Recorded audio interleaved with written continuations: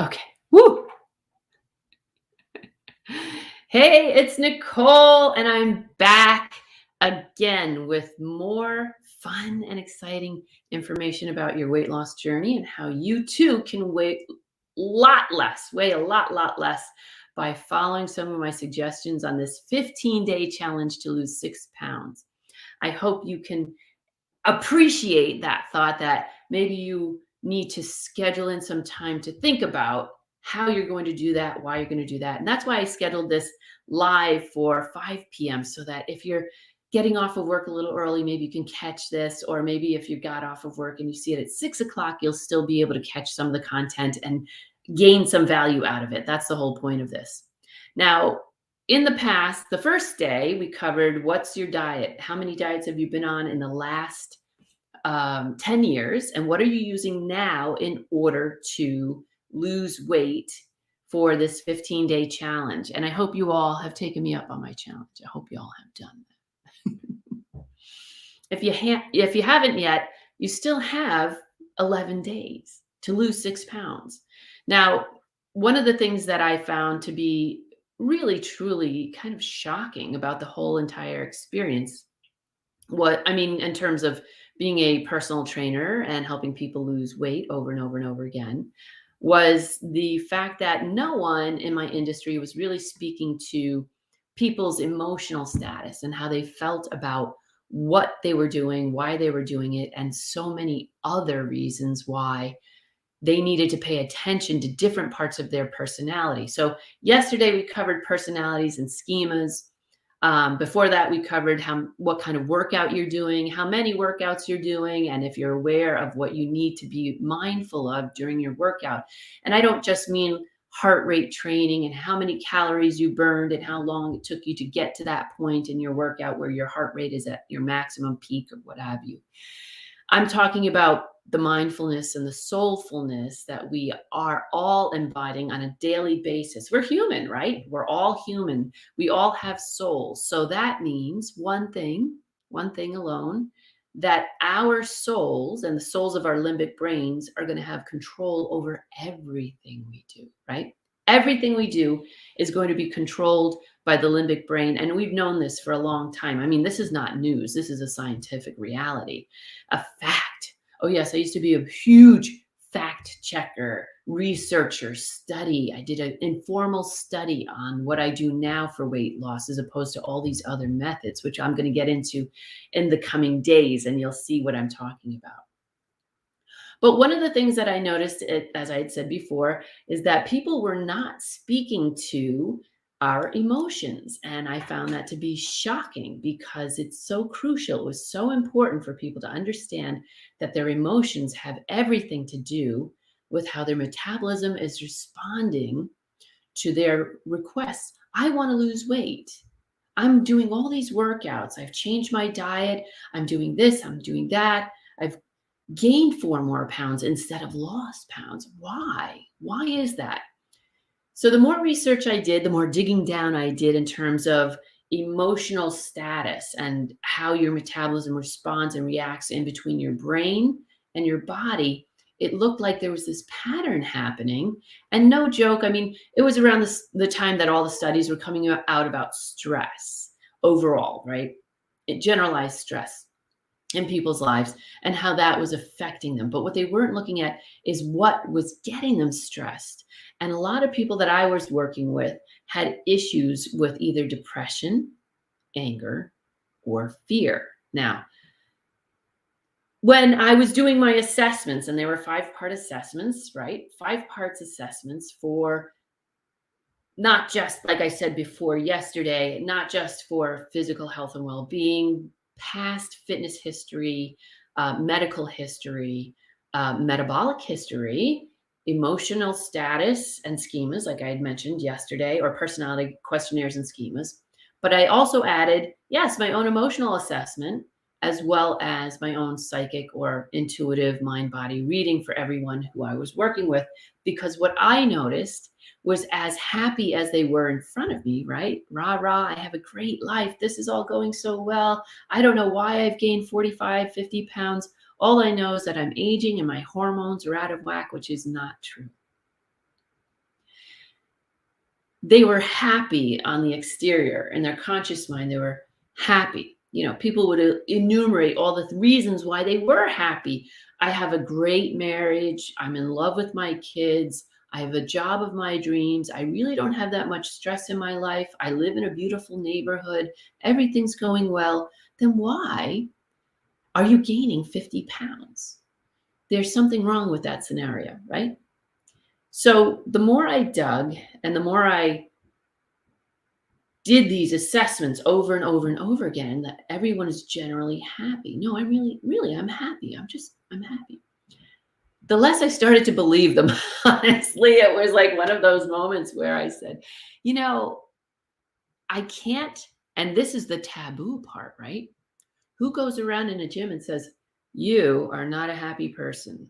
You're playing it up big time to be happy, but you're not actually happy. That would be taboo, along with like your marital status or, you know, how you were abused as a child. Ooh, no, we're not going there. But the reality was that a lot of the people I worked with over 30 years in weight loss and fitness had actually not been happy. And what I was finding in my intuitive readings and assessments of people, for these people who I needed to train and make sure that they were getting what they needed so they could accomplish their goals, was that there was a latent depression for many people, or there was this anxiety and fear that they had so deeply buried that they couldn't even connect to it anymore emotionally on a conscious level. It was just underlying everything, or anger was underlying everything. So what I had to do was help them help themselves. I created something called the Emotion Oracle that will help you discern what emotion is blocking you from losing weight. Now, I just told you the top 3 emotions that prevent people from losing weight are fear, anger, and depression. I had a complete download, I want to say, from the angels when I was channeling angel information and energy from a long time ago. I mean, I've been working with Archangel Raphael in healings, I want to say, for 6 or 7 years. And then about 2 years ago, or no, it was longer than that. Archangel Metatron came to me about 4 years ago, honestly. And he and Archangel Raphael started talking to me about the emotions and weight loss specifically. And if you had to ask, why would I ask the angels about weight loss? Angels, can you help my clients please lose weight? No, it makes perfect sense, because what is the biggest disease that our people are dying from today? Heart disease, right? Angels never want to hear about that. Never. Never was that God's plan for us to die of heart disease. So by helping me help you figure out what emotions needed to be transformed, maybe forgiven, maybe given over, surrendered, I was actually helping my people start to rebalance neurochemistry and lose weight. So that's why I want you to have this piece of the puzzle. If you would like my emotion oracle that will help you not only figure out what emotion is preventing you from losing weight, but there's also a series of descriptions of those emotions underneath and their effects on neurochemistry. Now, again, I remember 30 years of science, research, study, creating new questionnaires for people to discover in themselves what was preventing them from losing weight. So I came from that science piece, and here the angels are telling me, you're on point. Yes, you're on point.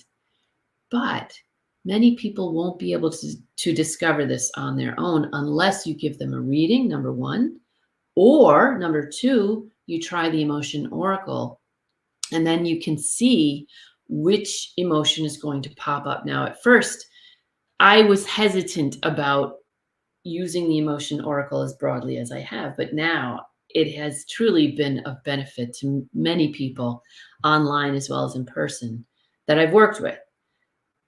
That being said, the emotion oracle is basically a video of several emotions, Happiness is in there, several emotions. I want you to click on the play button. This video will run for about 22 seconds. Somewhere inside that 22 seconds, I want you to close your eyes, take a deep breath into your mind, body, soul, and spirit. Let it all go and randomly press stop or pause on the video. The video will stop on the emotion you need to work on most, whether you're consciously aware of it or not. Now, when I say not aware, a lot of people will say, but Nicole, seriously, I know myself. I know what emotions I need to work on. But if you really did, honestly, I would not have so many people tell me across the board, no, really, I'm happy. I'm really happy. No, and this was the piece of my assessments that I could never do in a run-of-the-mill brick and mortar gym, health club, or anything like that, because sincerely, they don't want you. Your managers, as a personal trainer, right? Personal trainer, behavior specialist, who I was, they don't want you to delve deeply into someone's psyche and soul. They want to sell products to you, okay? So that's the priority. That's not how deeply you can help someone. The priority was surface. Surface only. Here, eat this, take these supplements, do that. Meet me 2 or 3 days a week and you will be guaranteed to lose weight. Yes, you will. But take any one of those elements away and you'll gain it all right back. Why? Because no one took care of the emotional status or the soul of the limbic brain that was feeling those emotions. And that's the truth. That's why, again, I say this over and over and over again. People are like, why did you create a website called thetruthofyou.org? Why? Because that's the truth. I could spew out dozens of, let's say, weight loss myths. We're going to cover weight loss myths too in the future, you'll see. I could cover dozens of those for you. Oh yes, do this one thing and you'll lose weight. Please. And I know most of you, if you're over age 35, under 60, maybe even over 60, who knows? You've tried that one thing and then found out how quickly you gain the weight back the next day, almost as soon as you stop using that one thing or doing that one thing. So what I am into it for is your health and well-being entirely. I don't want to see you suffer, ever suffer your weight gain, okay? Some people say gaining weight as you age is inevitable. It's not inevitable. It's not inevitable. It's all the result of how you respond and react to your environment, the emotions that brings up, and the beliefs you have about that, okay? If you believe that in general, you're happy, but you're really not, and this is where I say it takes some discerning. You have to be a little more discerning about who you are and what you really are feeling, and be available to do some emotional archaeology, I used to call it. I still do. We'll call it that now. Emotional archaeology insofar as bringing to the forefront something that is perhaps unpleasant to deal with in this moment. But in that unpleasantness is a huge opportunity to heal. And that's why I started healing, providing healings for my weight loss clients, because there was so much they weren't healing from. And for us to keep pushing the limbic brain and the amygdala, do this, do that, and not pay attention to why it was not responding well to begin with, was wrong. It was all wrong. That's why I will never go back to working at a gym. I will never go back to working at a health club. I would never work for a Weight Watchers or whatever, all those other places. I would never work for them. I can't ignore the truth, in other words. So that being said, I'd love to get a comment from one, even if it's just a sympathy comment. Oh, all right, Nicole, I'll put something in here. I'd love to get some comments from you about what you think your one emotion, or maybe there's several of them. What we have discovered in this practice that I've built is that some people have layered emotions from past historic events that were maybe traumatic, maybe abusive, maybe just neglectful. So maybe you might be sorrowful because you were neglected as a child, or maybe you suffered some abuse, emotional, mental, or otherwise, or maybe there was a trauma you experienced or witnessed. And all these things have an impact on the limbic brain. All of them do. Knowing that has impacted your metabolism is the missing link for a lot of people. Does this make sense? Anyone? Anyone? Anywhere? And forgive me, I have overlapping screens, so I'm not paying attention so much to comments right now insofar as being able to respond. Again, I'm here to respond if you have any comments, but I want you to know that I'm here for you regardless. So if you have any questions, comments, or if you'd like to get my emotion oracle, you can just drop me a PM or a DM and send me your email. And I'd be happy to send you my emotion oracle and some of the information that goes along with that. Now, I'm going to run through a couple of case scenarios. What we have, I'm new at this, so I think people are waving at me, but I'm just going to say, if you have any questions about your emotions in regard to your weight loss, feel free to DM me, PM me. The top 3 emotions, I'm just going to recap here for the sake of recapping before I close this session, are anger, fear, and depression are the top 3 emotions that can predict weight gain. So let's say you grew up, and then just as an example, let's say you grew up with brothers that were bullies to you the entire time you were growing up, right? And you love them. You do love them. I'm not saying you don't love them, but perhaps that set up some fear in your soul about surviving in a house with 3 big bully brothers. Or maybe there's some anger about them trying to control your first date. You don't know what it is, but there is some residual fear and possible anger that's preventing your metabolism from responding and behaving the way it should. So how does one get around that? How does one absolve themselves of that problem? Is it a forgiveness issue? Is it a handing a surrender over issue to God? Is it something that we can pray over? I have more of those answers coming up in the next several days during our 15-day Can You Lose 6 Pounds in 15-Day Challenge.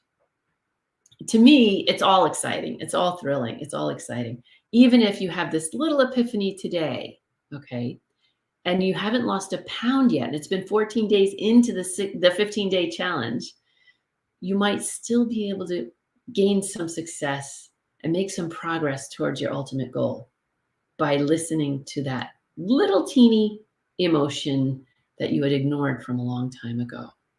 So what I was getting to is that I have a lot of clients who've layered emotions, right? So we discussed fear and anger over that. And some people are in a state of depression and don't even realize it. Some people that I've helped get off of antidepressants, we've been able to work through something of a healing of those emotions as a result of discovering why they were truly depressed.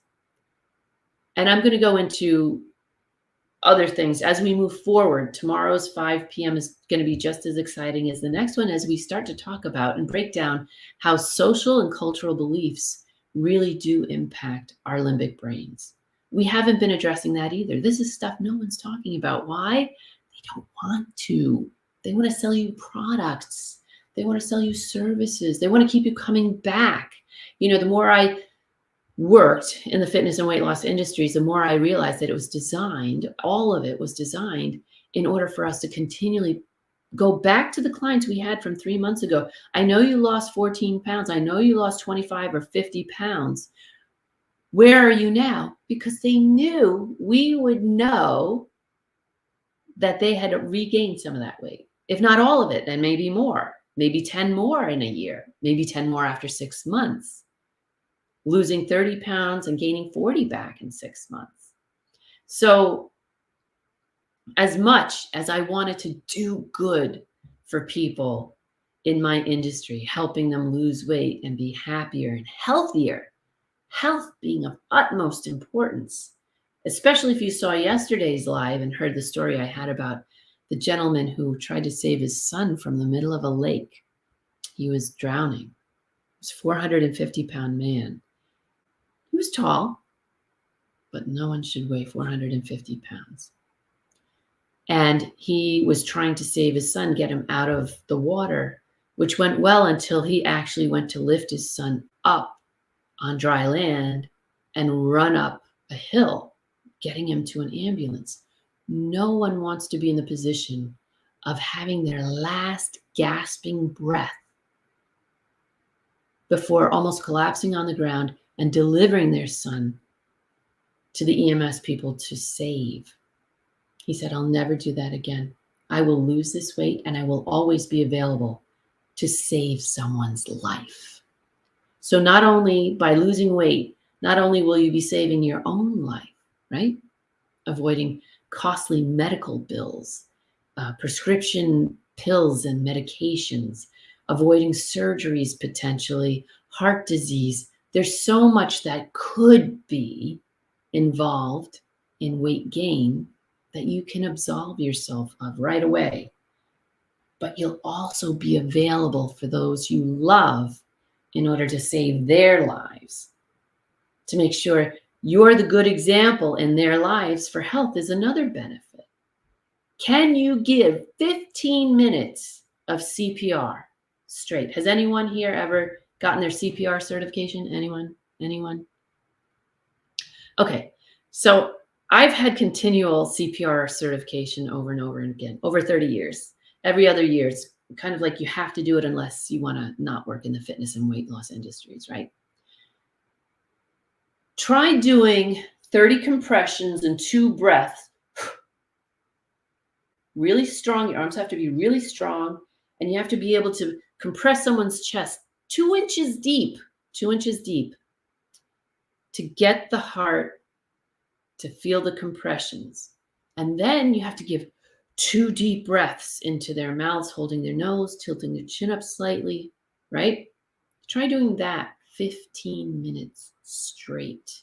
Now, I've practiced on a dummy, right? For about a minute, 2 minutes, maybe 3 minutes.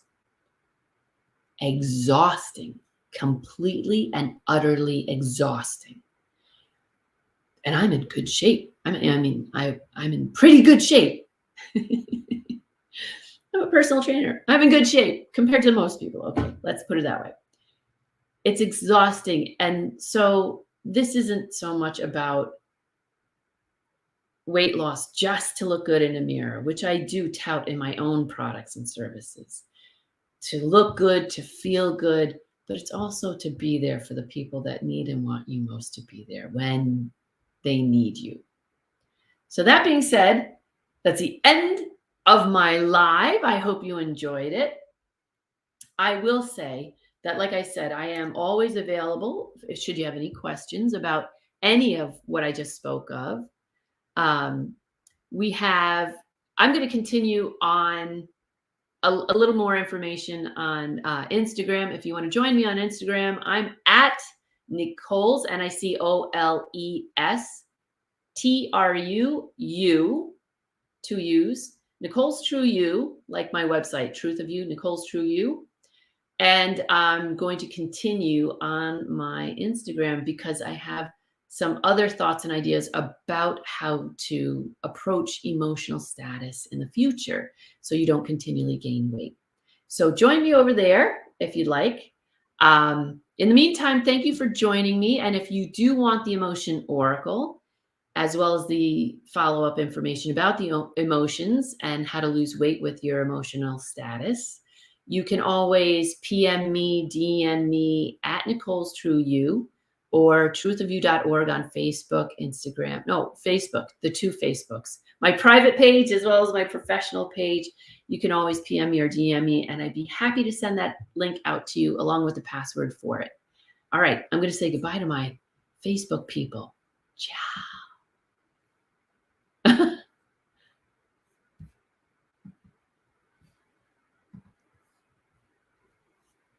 Therefore, I am back on Instagram. Love you, people.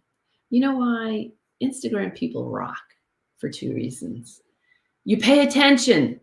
No, you're always involved. You always pay attention. And I love hanging out with my peeps on Instagram. I'm also going to shut this one down. See, this is like I have 5 screens going at once. All right. Bye. See you later. Excellent cast.